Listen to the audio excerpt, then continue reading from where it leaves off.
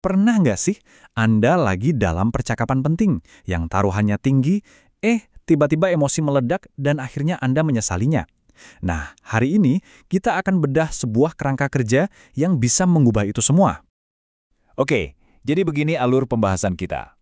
Pertama, kita pahami dulu apa sih masalahnya kalau kita terlalu reaktif. Terus, kita intip sedikit soal biologi di balik semua itu. Setelah itu, baru kita masuk ke solusi utamanya. Dan yang paling penting, toolkit praktis yang bisa langsung Anda coba. Kita kan sering banget ya fokus mikirin kata-kata apa yang paling pas buat diucapin. Tapi pernah kepikiran nggak, jangan-jangan masalah utamanya itu bukan apa yang kita katakan, tapi justru karena nggak adanya jeda sebelum kita ngomong. Dan ini bukan omong kosong loh. Lihat aja angka ini. Komunikasi yang buruk di momen-momen panas itu bisa bikin perusahaan rugi ratusan ribu dolar setiap tahunnya. Gila kan? Jadi, poin pentingnya adalah kalau Anda pernah mengalaminya, Anda nggak sendirian. Bereaksi di bawah tekanan itu ternyata tantangan yang sangat umum, bahkan para pemimpin di level tertinggi pun sering mengalaminya. Oke, mari kita gali lebih dalam. Kenapa sih kok susah banget rasanya untuk berhenti sejenak?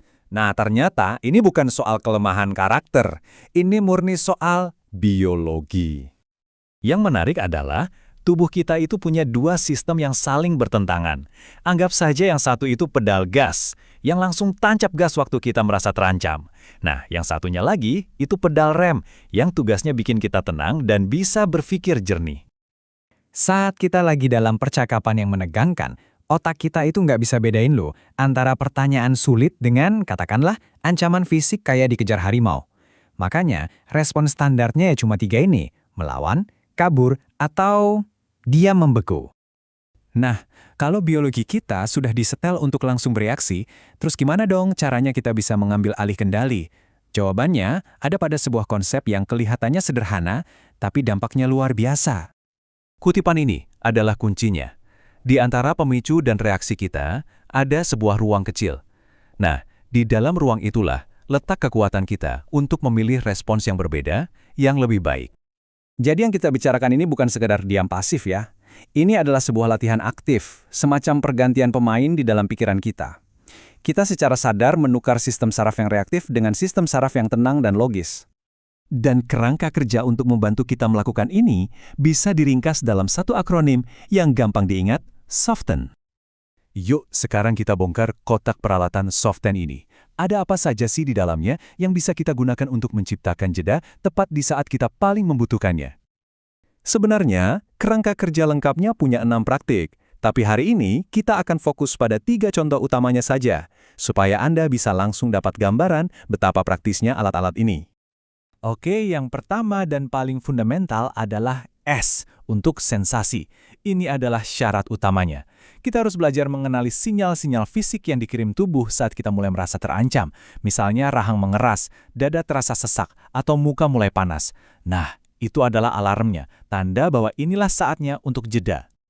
Nah, begitu alarm tadi berbunyi, kita bisa langsung pakai alat bantu fisik untuk menenangkan sistem saraf kita.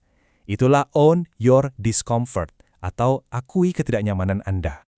Ini adalah beberapa tindakan yang sangat sederhana dan gak kentara, yang bisa Anda lakukan kapan saja, bahkan di tengah rapat. Coba deh, gosok lembut area di belakang telinga, atau pijat perlahan garis rahang Anda. Bisa juga dengan mengetuk-ngetukkan jari ke ibu jari. Semua ini secara fisik mengirim sinyal aman ke otak Anda, dan membantu menciptakan jeda itu. Selain alat fisik, kita juga punya alat mental.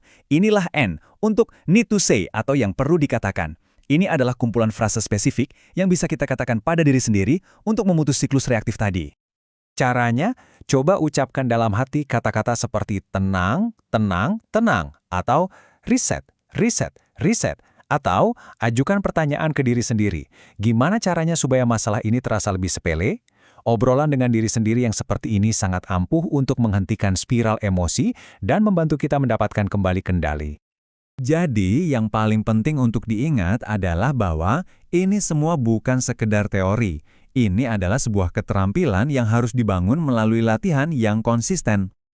Ingat ya, tujuannya bukanlah kesempurnaan, tapi kemajuan. Membangun kebiasaan untuk jeda ini benar-benar seperti memiliki kekuatan super, baik dalam kehidupan profesional maupun pribadi Anda. Jadi, sebagai penutup, saya ingin meninggalkan Anda dengan satu pertanyaan untuk direnungkan. Coba bayangkan, jika Anda bisa mengambil jeda hanya 5% lebih sering dalam percakapan yang menegangkan, kira-kira perubahan apa yang akan terjadi?